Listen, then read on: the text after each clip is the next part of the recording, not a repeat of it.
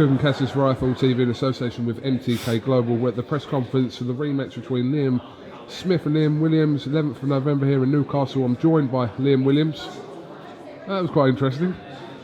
Yeah, it was nothing I didn't expect. I knew what he was going to come with. Just chatting shit as normal, really. Same stuff. Let's obviously I want to pick out on some of the things Liam Smith said in that press conference, which were directly aimed at you. More so that you you haven't got heart and you lack heart. What would you respond to that with? Yeah, well, and anybody who knows me knows that's fucking miles away from the truth. I got a lot of bottle, believe me. Yeah, he's just trying to get under my skin. I knew he was going to come with this bullshit. He's been writing on Twitter for weeks now, and he thinks it's going to get to me, but unfortunately, it's laughable. Again, from the press conference, Liam Smith saying that you let Gary Lockett pull you out of that fight. Yeah, you know what? I did let Gary Lockett pull me out because I knew that it was the right decision to make. I had a bad cut over my eye. My eye was full of blood. I couldn't really see, which it would have only got worse.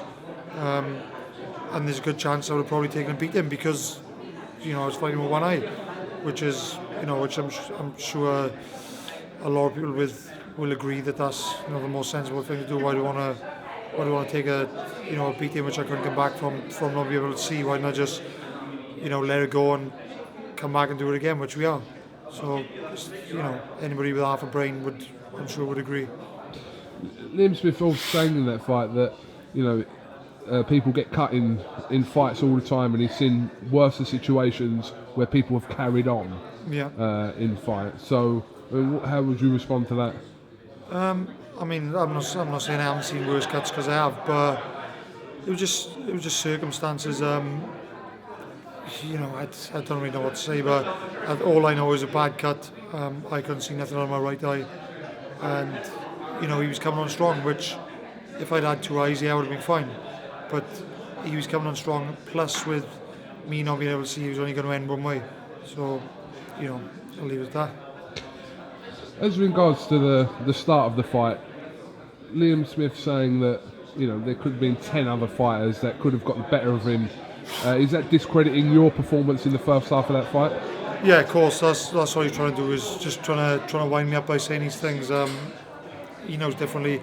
He says, I started slow, this and that, which he did, but I was a massive part to play in that, in not letting him start the way he wanted to start. At the end of the day, box his head off, and he just couldn't get into the fight until well into the second half, and that's basically all he's got to say.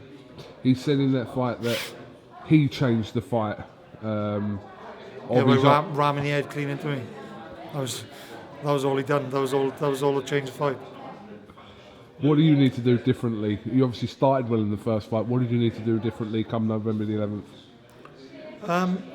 There's not a massive deal I'll change. Certain little things.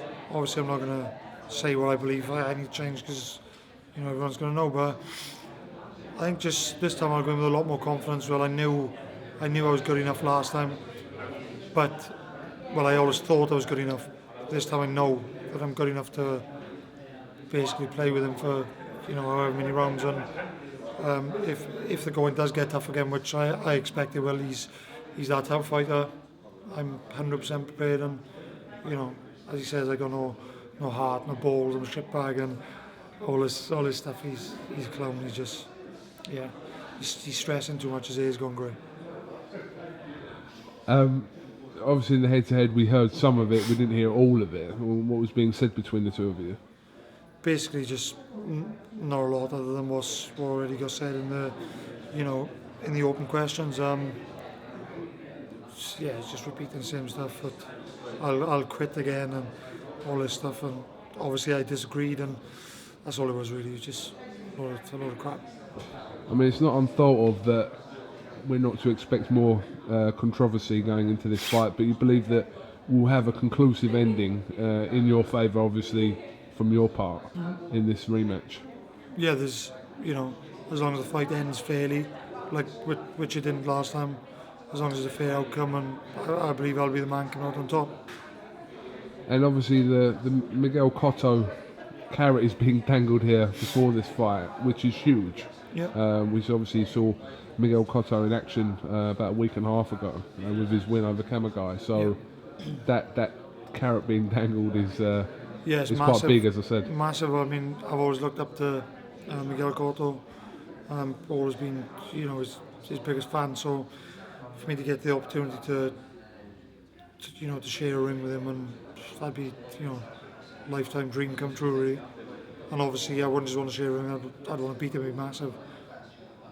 But before any of that, November the 11th, no ifs, no buts. Yeah, I still got the job done. I still got to get the job done, and I can't let anything distract me from that. That's my main thing I need to get done. Okay, have you got anything else you'd like to add? No, that's it. How do you feel about this fight being in Newcastle? I mean, it's not ideal, really, but from my point of view, I'd like it to be in Cardiff. I'm sure Smith would have, have something else to say about that. But I mean, Smith can't even sell tickets, so it should have come to Cardiff. I could easily sell someone out in Cardiff, and but they got to play the game and they got to play fair, I suppose. So I'm happy to accept whatever it is. Liam Williams, thank you very much for Twifle TV, and I'm sure we'll catch up with you ahead of November the 11th. Yep, thank you for your time, mate. What's up, mate? Cheers.